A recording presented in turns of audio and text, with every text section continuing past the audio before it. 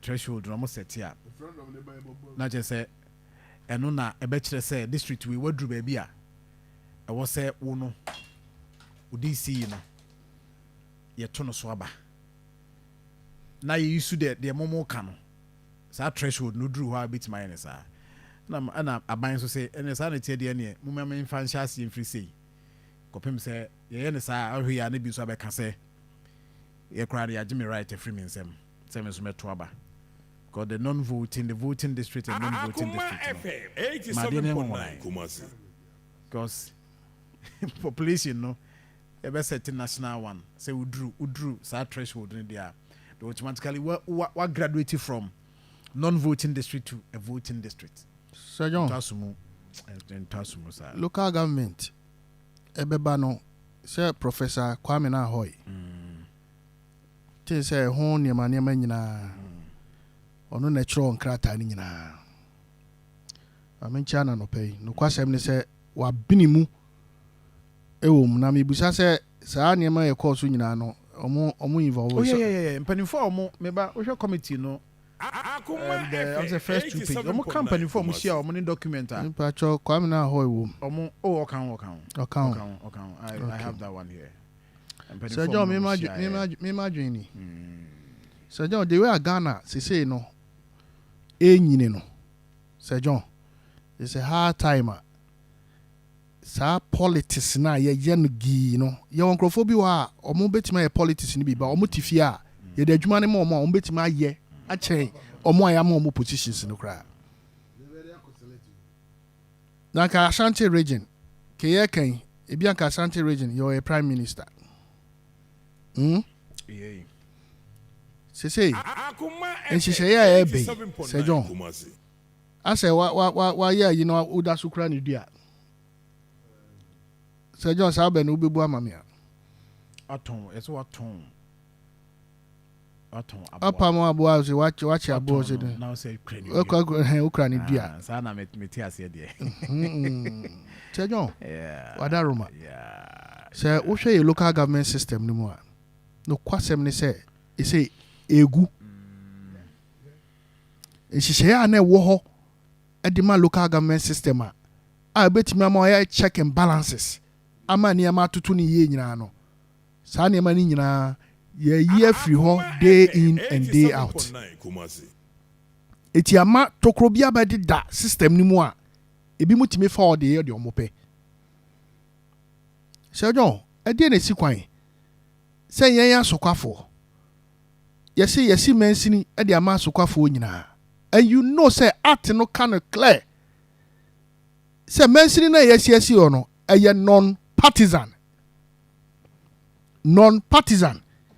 and you okoni fi a o watare a wo hye ese part me patcho me ba o abanka so obeyin nkro o de wadar ma me ba me patcho Sir John and I also say abanka Canada Sir John mesrel say facility na esi ono eya sokwafo nyina obi owo municipality ni mu nyina dia e na omo nim die mu no omo si yenyi krofo free important mu no omo nkonkosi anan eti na the same art ni ka che say before obeko meeting kra no e ka wo hia won krofo no na ko meeting ba wasa de nkra na yeden asa de aba omo ebi mu nye omo nye dosu nti mu nye ebi mu nye Sir John say no say aba for kwan so no ya create electoral area platform and ya di two sa na mo we nyina e di ya ho komo what you say it is a assembly member yeti meyi no e wo form wo a ya anya ne politics ya anya ne so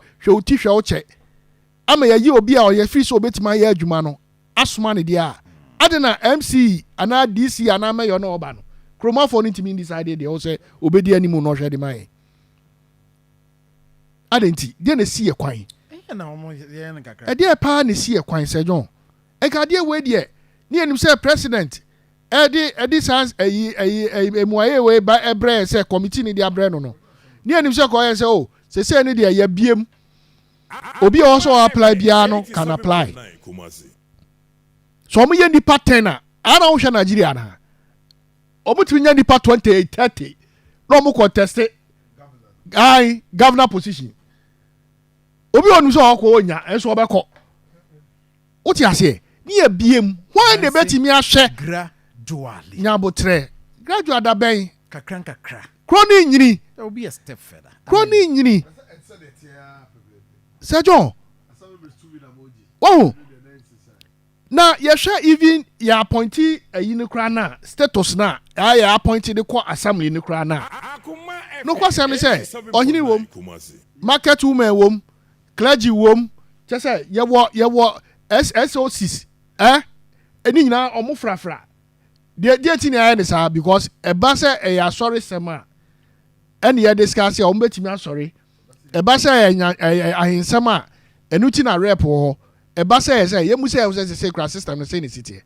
It gradually the local government system is collapsing. It's collapsing. It idea where they can move down fine. Abra ya say at say the minua kwame kai. Say you see a beto DC is for so abano. No question me say no be I happy. No be I happy. But the nim say committee ne kwatena say at the san say we there e dia ba. Yes, ye nyina etimi nkohia. Etini apa omo no. Omo so wie no omo so besa aba fom. Asa aba ba gi adwen say ne ya no na ya nya ne say. When in your final document o. So say when in your final document. We the final document. Final. Omo ma form ebusi ahwibiem.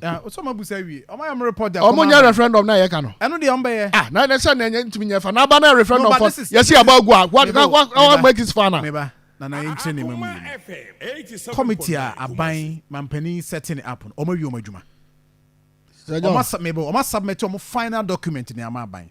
Ana aban so ayi ano say mo kan say me ditum say. Enti wo wi aban wi a obe set up another committee a implementation committee. Sir John onim. Nti omo na be lead into. Asem na wo kan. Sir John. Election referendum ne sa na ma nyina. Wana ya adisua bi a wo hua nti wo interest e was ade we ho. And I'm happy. So we interest. Wan kasa o view. Ye busa wa.